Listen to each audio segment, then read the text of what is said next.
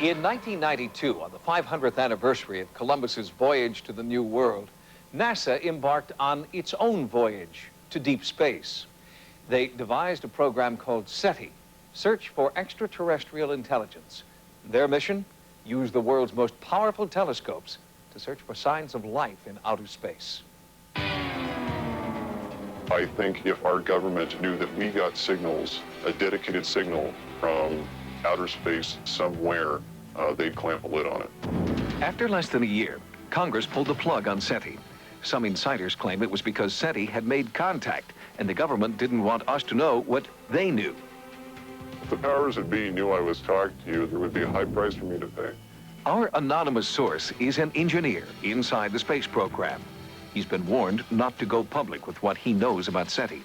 He recalls an earlier time when there were fewer secrets and higher hopes. If they get nothing, it's been a worthwhile venture because we've tried. If they get something, it'll be the greatest discovery of mankind. The search for extraterrestrial intelligence was launched October 14, 1992. Giant radio telescopes were aimed at the stars. Scientists and engineers listened to the cacophony of space noise, searching for radio signals that might indicate the presence of another advanced civilization. It was used pretty much just like any other intelligence agency would use eavesdropping equipment, except it was pointed up towards space. SETI was a breakthrough. After decades of rumors about covert UFO projects, the United States government not only publicly acknowledged the possibility of intelligent life in outer space, but agreed it was a possibility worth spending $100 million to explore. It's very hard to believe that the government would allow something this extraordinary to be released to the general public without scrutiny and censorship. Almost as soon as SETI went online, our anonymous source claims that scientists started receiving intelligent signals from deep space. They called these artificial radio waves hits. There were hits that were taken seriously. There were 3 or 4 hits, to my knowledge, that were strong, and it could potentially be a signal from an extraterrestrial intelligence on a foreign body in space. Located in the Mojave Desert at Fort Irwin, California, Goldstone Station is a quiet, isolated place where scientists have seclusion and military security.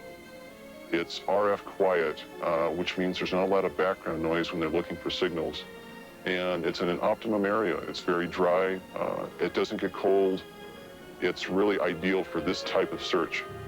But ideal conditions weren't enough to satisfy some in Congress. They wanted SETI stamped out.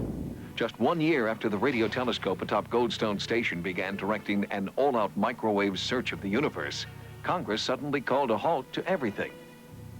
The SETI project, I think, was just a sacrificial lamb. It was a cheap shot for the budget posers, for the so-called deficit hawks. It's always easier to make fun of something that you or enough of your constituents don't understand. But some believe the cancellation was a red herring, designed to keep the public from asking too many questions.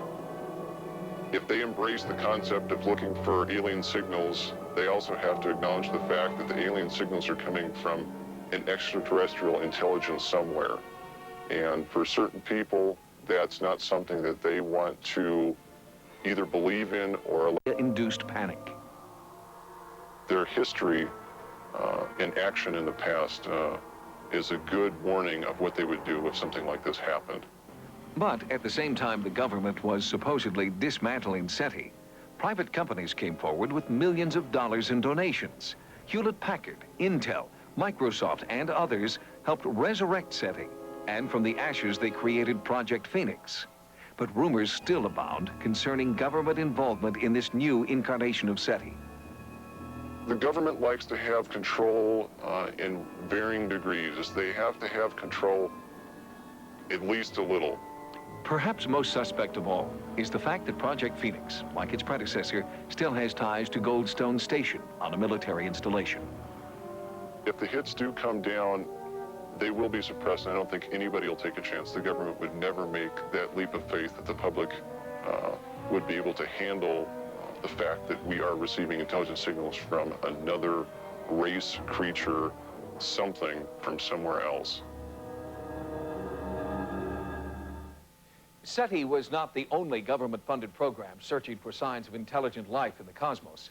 JPL, the Jet Propulsion Laboratory in Pasadena, California, had begun an all-sky survey in 1993, but it too has been abruptly halted with no plans for resumption. Until next time, remember, no mystery is closed to an open mind. For Sightings, I'm Tim White.